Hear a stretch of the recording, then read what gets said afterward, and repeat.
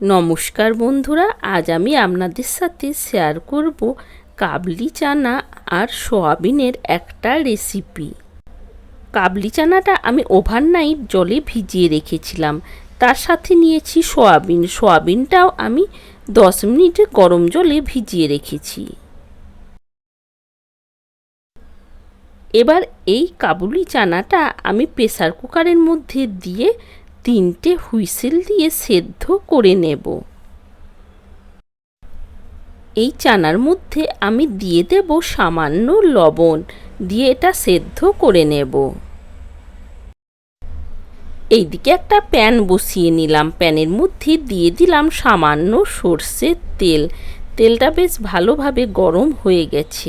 এবার আমি সয়াবিনগুলো দিয়ে দিলাম। অবশ্যই আপনারা চাইলে আর একটু বেশি তেল দিয়েও এই সয়াবিনগুলো ভেজে নিতে পারেন। ফ্লেমটা মিডিয়াম রেখে আমি বেশ কিছুক্ষণ সময় নিয়ে সয়াবিনগুলো ভেজে নেব। এইদিকে একটা মশলা বানিয়ে নেব। তার জন্য প্যানের মধ্যে দিয়ে দিলাম 2 পিস শুকনো লঙ্কা, সাথে দিলাম সামান্য গোটা ধনে। তার সাথে দিয়ে দিলাম সামান্য সর্ষের তেল আর দিলাম একটা টমেটো। এবার সব কিছু বেশ ভালোভাবে একটু নাড়াচাড়া করে নেব। দেখুন টমেটোটা নরম হয়ে গেছে। এবার আমি এর মধ্যে দিয়ে দিলাম কয়েকটা কিশমিশ। সব কিছু বেশ ভালোভাবে একটু নাড়াচাড়া করে এটা নামিয়ে নেব। তারপর ঠান্ডা হয়ে যাওয়ার পর পেস্ট বানিয়ে নেব।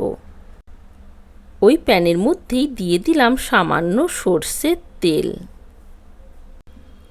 তেলটা বেশ ভালোভাবে গরম হয়ে গেছে। দিয়ে দিলাম সামান্য কালো জিরে।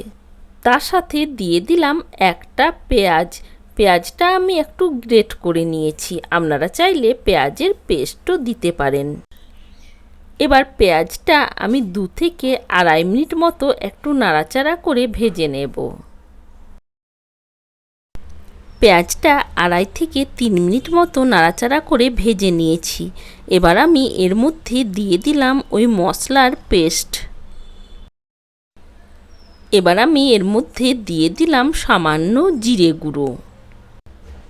তার সাথে দিয়ে দিলাম পরিমাণ মতো হলুদের গুঁড়ো আর দিয়ে দিলাম সামান্য লঙ্কার গুঁড়ো। অবশ্যই ঝালটা যে যেমন খান সেই হিসাবে দিয়ে নেবেন।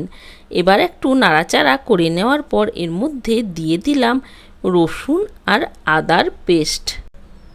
রসুন আর আদার পেস্টটা দিয়েও একটু ভালোভাবে নাড়াচাড়া করে কষিয়ে নেব আর দিয়ে দিলাম পরিমাণ মতো লবণ। যেহেতু চানাটা সেদ্ধ করার সময় আমি লবণ দিয়েছি, তাই লবণের পরিমাণটা একদম কম দিলাম। এবার দিয়ে দিলাম ওই ভেজে নেওয়া সয়াবিনগুলো। মশলার সাথে সয়াবিন বেশ ভালোভাবে একটু নাড়াচাড়া করে কষিয়ে নেব। 1-1.5 মিনিট মতো বেশ ভালোভাবে মশলার সাথে সয়াবিনটা কষিয়ে নিলাম। এবার আমি এর মধ্যে দিয়ে দিলাম 2 চামচ মিল্ক পাউডার। 2 চামচ মিল্ক পাউডার আমি হাফ কাপ জলের মধ্যে গুলে রেখেছিলাম, ওটার মধ্যে দিয়ে দিলাম। তার সাথে দিয়ে দিলাম ওই সেদ্ধ করে নেওয়া চানা। এবার সব কিছু বেশ ভালোভাবে একটু নাড়াচাড়া করে কষিয়ে নিলাম। তার সাথে দিয়ে দিলাম পরিমাণ মতো গরম জল। জলটা দিয়েও বেশ ভালোভাবে একটু নাড়াচাড়া করে নেব। এবার আমি ওপর থেকে ছড়িয়ে দিলাম কয়েকটা চেরা কাঁচা লঙ্কা। দিয়ে দিলাম সামান্য কিছু ধনেপাতা কোচানো। একবার আমি 2 থেকে 3 মিনিটের জন্য ঢাকা দিয়ে দিলাম। 3 মিনিট পর ঢাকাটা খুলে নিলাম। সব কিছু বেশ ভালোভাবে একটু নাড়াচাড়া করে নিলাম। এবার আমি এর মধ্যে দিয়ে দেব ড্রাই রোস্ট করে রাখা সামান্য কসুরি মেথি। আপনারা চাইলে এর মধ্যে সামান্য ঘি বা গরম মশলাও দিতে পারেন। দেখুন রুটি, লুচি, পরোটা সব কিছুর সাথেই খাওয়ার জন্য তৈরি হয়ে গেছে।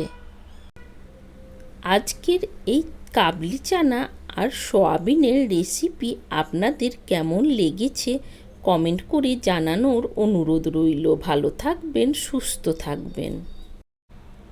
আবার ফিরে আসবো নতুন কোনো ভিডিওর সাথে।